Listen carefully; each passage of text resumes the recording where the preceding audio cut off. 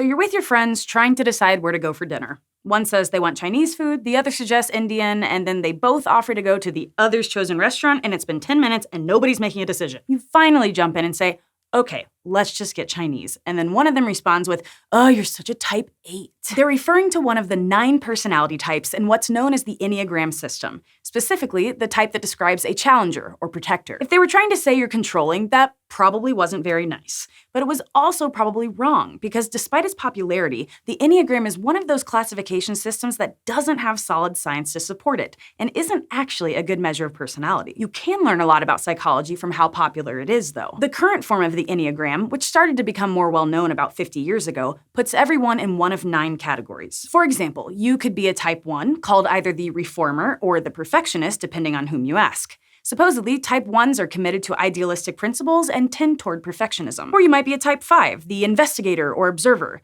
someone who's perceptive and intellectual. Or maybe you're a type 8, the challenger or protector your friend mentioned, who takes charge and follows their instincts. In the Enneagram, the 9 personality types are arranged into a circle. Each type is a point on the outside of the circle, and the points are connected by lines that represent how someone with a given personality type might act under different circumstances. For example, when you're stressed, you might be expected to take on some of the features of one of the types that's connected to yours. The idea is that each person will have one type that fits them best. Supposedly, they all have their own strengths and weaknesses. There's no best or worst type to have, and people are encouraged to try to become the best version of their personality type. But you might have noticed that you can have a lot of these characteristics at the same time, even just among the 3 types I've mentioned so far. Like, I don't know about you, but I try to stick to my principles.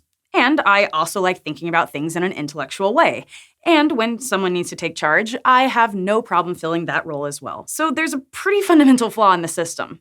But we'll get to that. First, the research. There's not a ton of it, but the studies that have been done haven't found much evidence to support characterizing personalities this way, especially compared to other types of personality tests. One major drawback is that it's inconsistent. You can end up with totally different results depending on the test you take. A few studies have found some links between Enneagram types and scores on the Big 5, the main measure of personality that's used in research, because it's been shown to be both reliable and fairly accurate. But even those studies acknowledge that it's not the best way to go. Either way, it might seem pretty weird that the Enneagram is so popular given how little research there is to support it. But its popularity actually makes sense from a psychological perspective. In fact, one of the reasons the Enneagram is so popular may also be its main flaw.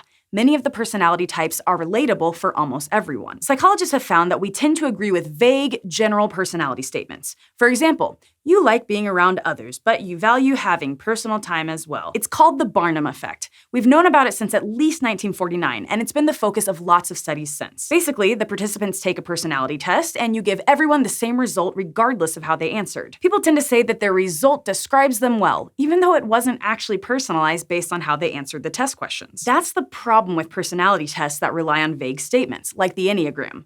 The results may technically be true, but they aren't very informative because they're true for lots of people. There's also a larger phenomenon that might be going on here: subjective validation, where something feels more true because it's personally meaningful to you. It's part of our basic human need to find meaning in things. Sometimes people can be so motivated to find meaning that they choose to believe something, even when there's not really much data to support it. Psychologists think subjective validation could be a big part of why people believe in pseudoscientific ideas in general. But in this case, at least, there's an easy alternative that does have real science to back it up: the Big 5. Its name comes from the fact that it characterizes your personality based on 5 different traits: extroversion, agreeableness, conscientiousness, neuroticism, and openness to experience. So maybe that's something to explore with your friend the next time they point out your type 8 tendencies. There's no guarantee they won't find other ways to insult you, but hey, at least the jibes will be more accurate. Thanks for watching this episode of SciShow Psych. If you're interested in learning about other popular but not very scientific personality tests and what the Big 5 does differently, you might want to check out our video about whether personality tests can mean anything at all.